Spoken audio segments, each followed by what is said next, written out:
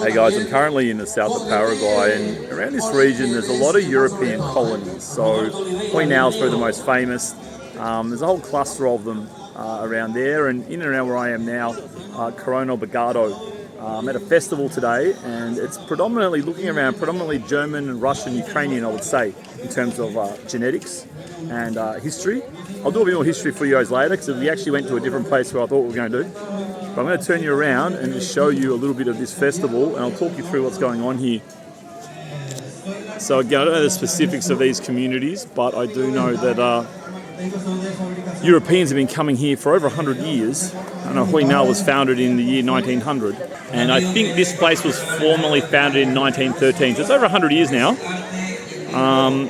Often it was Germans, but often not Germans from Germany, but Germans that have settled in Brazil first and then made their way here, because of course there was a Paraguayan War where a lot of the population, especially men who can produce things, labour, farms, etc., were killed.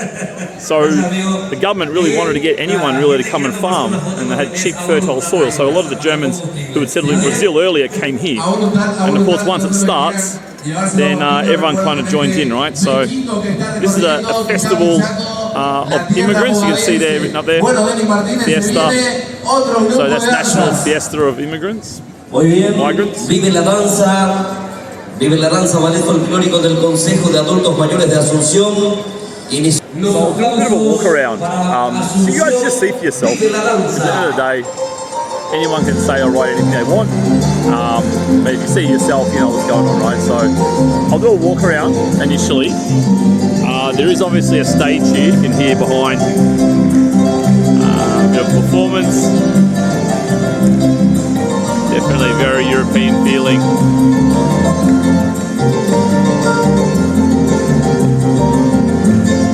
Let's go for a bit of a wander. I'll start here and make our way around. If you want an exchange rate, 25 mil is about $4 US.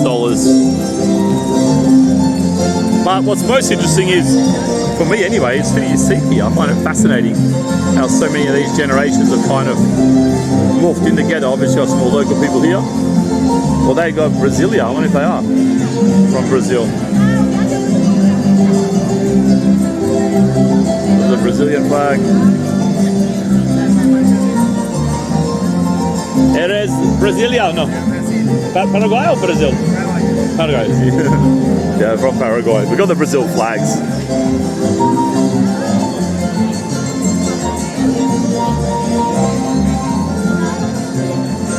This looks very familiar. This is almost certainly Russian or Ukrainian.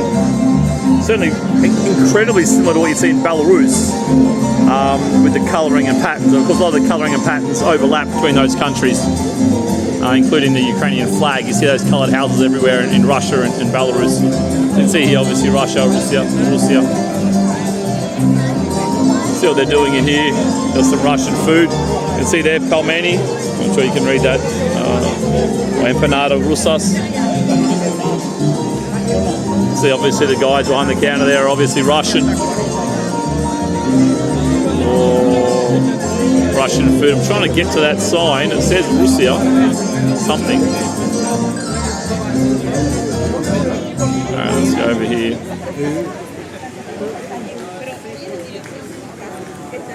Ahí están chicas de Asunción, Vive y la Danza. Excelente la presentación, pero hay más. Vamos a respirar bien. Ooh, this one's popular. Check this one out. Oh, Venezuelan. Check it out. They could actually be Venezuelan. In fact, I would buy that they are, because they don't look Paraguayan to me. I'd say they almost certainly are Venezuelan. See what they're eating there, because you got a decent queue here. Look at that queue, man. You reckon that's popular? I think these are all Venezuelans. They look like Venezuelans to me. I think so. Alright, so I looked around a little bit. I find this absolutely fascinating, honestly. I'm going to have a few conversations with people. I think between my English, Russian and Spanish, I've got the shit covered. So I'll have a few conversations and I'll come back to you guys. Let you know what I find. They got the babushka dolls there.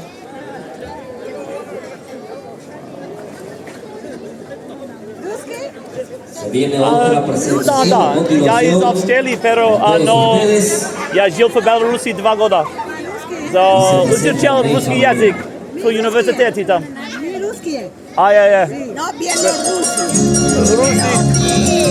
Acompañando con esas palmas. На фестивака. Se escucha hasta I must have said something in Russian. I don't know what, but those two ladies, I'm not sure how much that I captured because I pressed stop fairly quickly, but they had an inkling I was speaking Russian, and obviously I look foreign, right? I'm groomed a bit differently. You can tell I'm from here.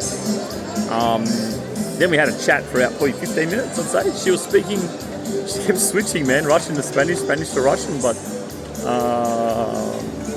I'd say she spoke 70% Russian, and then whatever I would speak, like if I couldn't think of what I was trying to say, to say I spoke Russian, she would start to speak Russian again.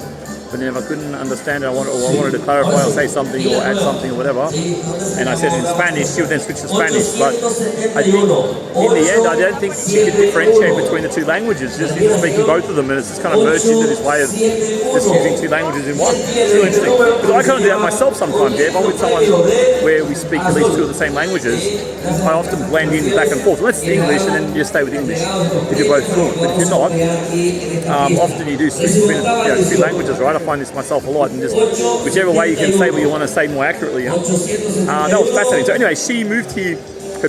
Her mother moved here. So that lady, I don't know how old she was, maybe 60. But her mother moved here at 3 Natsat, so when she was 13. And she lives in a part of the town there that's all Slavics. So it's all Russians, all Ukrainians, even some from Belarus, where else? Poland, Yugoslavia, Czech. There might have been one other ethnicity she mentioned. All the Slavics have just kind of meshed in together and live in a part of the town. And she really loves this day. This is like an annual event. And she said she goes to several other events in the area, including in the north of Argentina. She goes to these events and just sells her knickknacks and what have you. Crazy. They were so excited too. I was excited by how excited they were. It's like, what is this guy doing here? It's interesting. That was really cool. So I'll check around. I'll get a couple more conversations under the belt and get a few more stories and report them back to you. So I was just sitting there with, I came up with a couple that I know from the States and an Australian woman. So the 4 of us just came up today. And I was sitting there with the two from America, from the United States, and this guy comes up to us and in Spanish just saying, like, do you want to come sit at the table? So we're just like sitting on the edge there. So I can understand what you're saying, right? So I'm like, oh, they want us to sit at the table or whatever. I was like, okay, cool. So we sit there, they didn't want to talk to us, they're just letting us sit at the table. Now I looked at him, he's like, this guy looks pretty European to me. So I'm like, are you Russian or what's the story? He's like, no, I'm Belarusian. I'm like, holy fuck. Bro, I lived in that country for 2 years. If you look up your country on the internet, you'll see my fucking head. That's so crazy. He was the nicest guy, like he invited us to come sit with him just because he saw we're uncomfortable. But again, his parents came here. And we were speaking a bit Russian, but I could see it took him some time, so I asked which was better, Russian, Spanish, and for him, Spanish is better. It's interesting. So he was raised here by Belarusian parents. I can tell he's pure genetics. But then raised more into the Spanish language and less with the Russian language. So really fascinating stuff. Though he lives, not far from where I live, but yeah, crazy story. This is really fascinating. All these people just kind of merging in and creating their own civilization within another civilization. It's fascinating to see, I'll tell you what. Alright, so I've had a few hours here and I've had a lot of conversations, I'll tell you what. It's really interesting. I think the thing I take from it, like I'm very aware of, I guess, my identity, my ethnic identity and my ethnic background, that I'm got mixes of different kinds of Europeans and my mum, I think, indirectly kind of drilled that into me. Again, just indirectly. And it's something that fascinates the shit out of me. Your ancestry, where they came from, how they lived, how that's led to where you're living. But the fascinating thing is, everyone I speak to, they're not interested in their ancestry. Really interesting. There's a bias of the people that come here, I guess. They're not that into their own cultures. They're happy just to live as they live, and that's kind of what happens. That's kind of my prime takeaway, to be honest. This kind of environment. Of course, to understand what's really going on here, you got to kind of dig in a bit. You can't just kind of come for a festival and sing and dance and drink wine for a few hours and fuck off. But Certainly very interesting. I might come back here at some stage. Maybe some other similar colonies in the area. It's an interesting way of doing life. Para